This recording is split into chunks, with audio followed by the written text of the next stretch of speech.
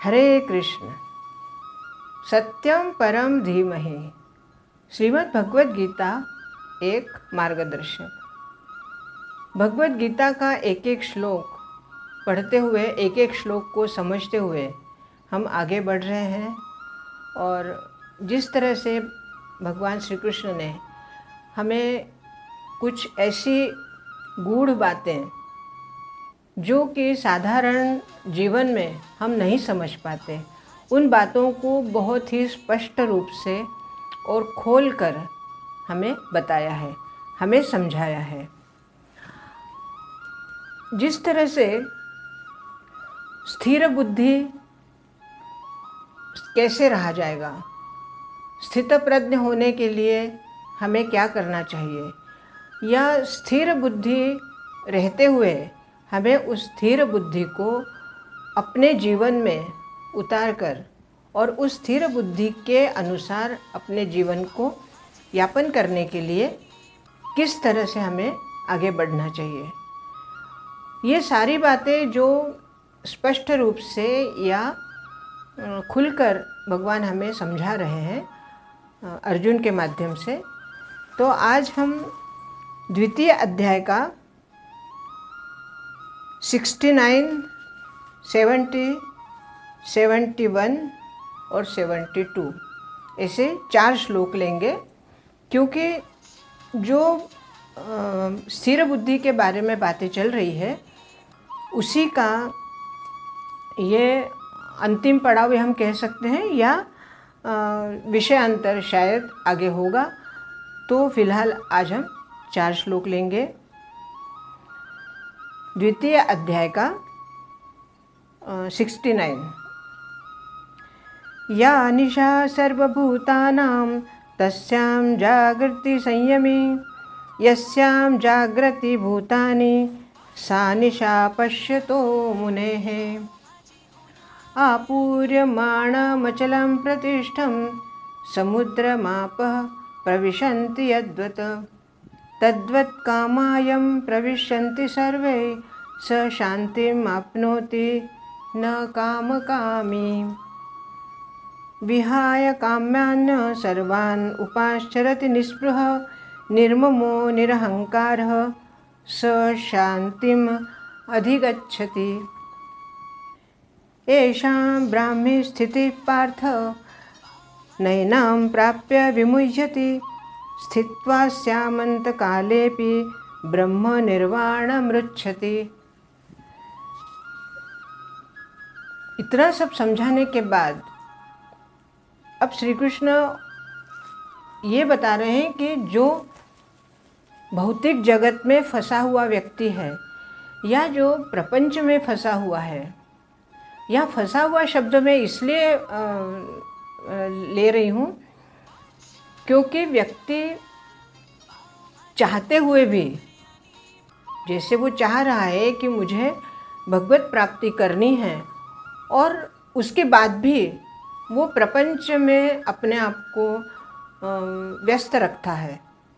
प्रपंच में जो हमारे कर्तव्य हैं उसमें व्यस्त रहना बुरी बात नहीं है, या उसमें व्यस्त रहना हमारा कर्तव्य भी है, परंतु मानसिक रीति से उसमें लिप्त होना, ये भगवान कहते हैं कि ऐसा तुम ना करो कि कर्तव्य कर्म करो परंतु उसमें लिप्त ना हो।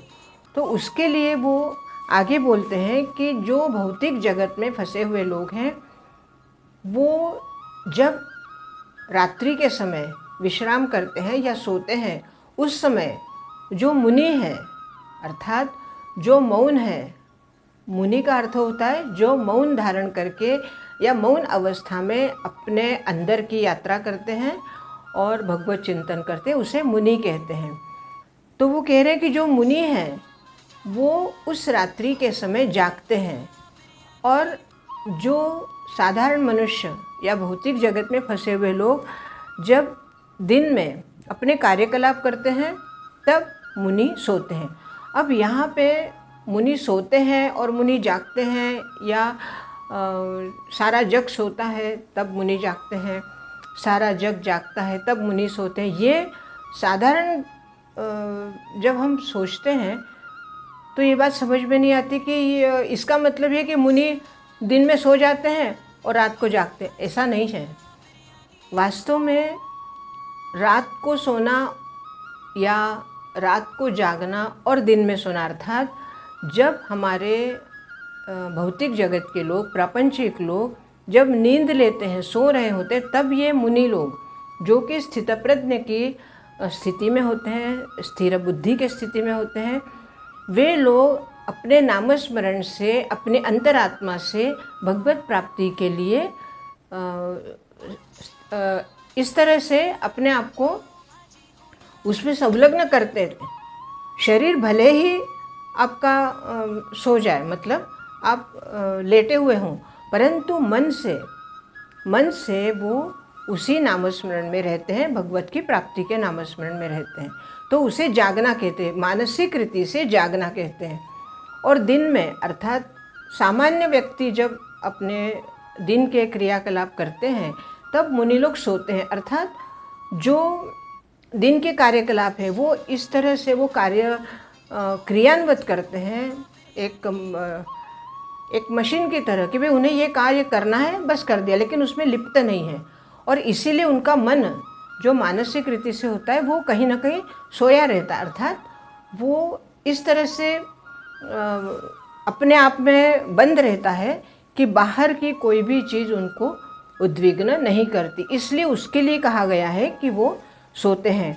अब ऐसे लोगों का संसार के प्रति, गृहस्थी के प्रति कोई भी किसी भी तरह का कोई लिप्तता नहीं होती है, लेकिन उनके व्यवहार में वो कैसे होता है, एक समुद्र की भांति।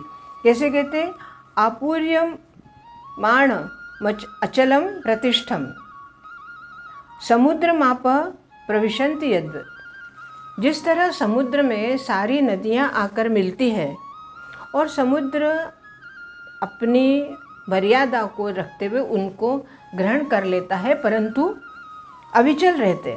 मतलब सागर में जब सारी नदियाँ आकर मिलती है तो सागर का पानी विचलित नहीं होता या सागर विचलित नहीं होता, वो सबको समा लेता है। और कहाँ, जैसे समुद्र में कोई भी नदी जब समुद्र के पानी में मिल जाती है तो हम उसे पहचान नहीं पाएंगे कि ये गंगा जी का जल है या यमुना जी का जल है या भागीरथी का जल है या कावेरी का जल है या जाह्नवी का जल है, कि कौन सी नदी का ये जल है। समुद्र में मिलने के बाद हम उस जल को पहचान नहीं सकते। क्यों? क्योंकि सागर ने उस जल को अपने आप में समा लिया है, वो अलग नहीं रहा। फिर बस इसी तरह जो मुनि होते हैं वो सांसारिक बातें, काम, वासनाएं या कोई भी विषय उनके पास अगर आते भी हैं तो वो समुद्र की भांति उसमें समा जाते हैं, वो विचलित नहीं होते। या कोई वस्तु देखने के बाद उनका मन विचलित नहीं होता और वो अपने कार्य में लगे रहते हैं। जो पुरुष कामनाओं का त्याग करके अब व्यावसायिक या पारमार्थिक जीवन में जब कोई व्यक्ति पूर्णतः व्यवसाय से, अर्थात अपने प्रपंच से दूर होकर मुनि बन के अगर तपस्या कर रहा है तो उसे प्रापंचिक कोई कार्य ही नहीं होते। परंतु एक पारिवारिक व्यक्ति, एक प्रापंचिक व्यक्ति अगर कोई मुनि की तरह कार्य करता है तो उसके लिए कहा गया है कि उसको कोई भी, क्योंकि उसका मन उन वासनाओं से, उन विचारों से, उन भोगों से पूरी तरह अलिप्त हो चुका है। तो जब अलिप्त होने के बाद वो ममता रहित हो जाता है और ऐसा व्यक्ति हमेशा एक अपने ज्ञान दीप के सामने ज्ञान लेते रहता है। अपने मन में एक भगवान के प्रति जो उसकी श्रद्धा है, जो उसका एक शांत चित्त है, क्योंकि जब भगवान के नामस्मरण में वो रहता है तो उसके चित्त में शांति आती है और शांत चित्त से वो अपने जीवन के क्रियाकलाप करता है। और वो कहते हैं भगवान श्री कृष्ण की, हे अर्जुन, इसी तरह जो व्यक्ति इस तरह से रहता है वो ब्राह्मी स्थिति पार्थ नैनाम प्राप्य विमुच्यति। विमुही है, वो कहते हैं कि यह ब्रह्म को प्राप्त हुए पुरुष की स्थिति होती है। अर्थात ऐसा व्यक्ति जो ब्रह्म की प्राप्ति चाहता है, वह व्यक्ति इस तरह से जब शांति उसको प्राप्त हो जाती है, क्योंकि उसने अपने सारे विचारों को, अपने कामनाओं को या अपने जो भावनाएं हैं या विषय है या अपने इंद्रियों की तरफ से आने वाले प्रवाह हैं, उन सब को उसने पूरी तरह संभाल लिया है। तो ऐसा व्यक्ति जब ब्रह्म की स्थिति में प्राप्त हो जाता है तो उसको ब्राह्मी कहा जाता है, और ऐसे व्यक्ति को ही शांति मिलती है। अब यहाँ पर हमने जो बातें समझी है कि प्रपंच में रहते हुए हमें शांति कैसे प्राप्त हो, या हम स्थितप्रज्ञ कैसे हो सकते हैं। ये स्थितप्रज्ञ होने के लिए सबसे पहले हमें, जैसे भगवान श्री कृष्ण ने शुरू से कहा है, ये दूसरा अध्याय शुरू हुआ है तब से एक एक बातें सामने आ रही है कि हमें किस तरह से इंद्रियों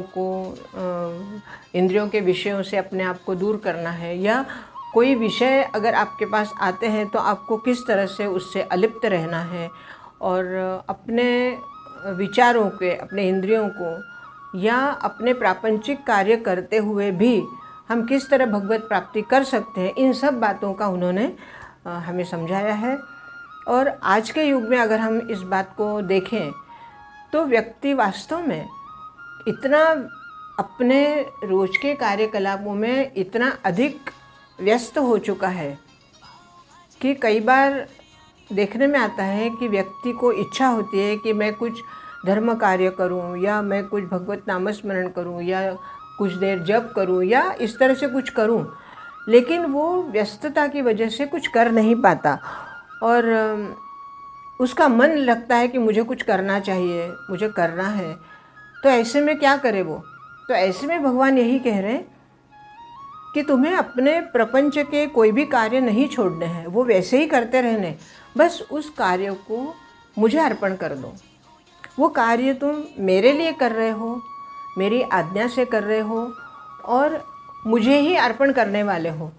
तो जब तुम कार्य सब मुझे ही अर्पण करोगे तो तुम शरीर से भले ही प्रापंचिक कार्य करो, परंतु मन से तुम मुझसे जुड़े रहोगे, तो तुम धीरे धीरे करके स्थितप्रज्ञ बन जाओगे, तुम्हारी बुद्धि स्थिर हो जाएगी और तुम्हें ब्रह्म पद की शांति मिलेगी, और आखिर में अंत समय में तुम ब्रह्म पद को प्राप्त करोगे।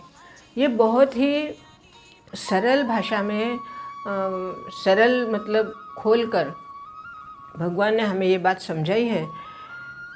तो मुझे ऐसा लगता है कि हम प्रापंचिक लोग अगर इस बात को ध्यान में रखते हुए और हमारा कार्य करते हुए और हमारे प्रत्येक कार्य को भगवान को समर्पित करके आगे बढ़ें, तो निश्चित ही हमें भगवत प्राप्ति होगी, हमारे जीवन में शांति आएगी। और भगवान की कही ये जो वाणी है भगवत गीता, ये हमें पल पल हमारे प्रत्येक पग में हमें मार्गदर्शन करती रहेगी और हमें मार्ग से भगवत प्राप्ति करवाती रहेगी। तो आज द्वितीय अध्याय समाप्त हुआ, और अब अगले वीडियो में तृतीय अध्याय की शुरुआत होगी। देखते हैं भगवान तृतीय अध्याय में हमें क्या समझाते हैं और हमारे लिए क्या संदेश देते हैं। बहुत बहुत धन्यवाद। हरे कृष्ण हरे कृष्ण।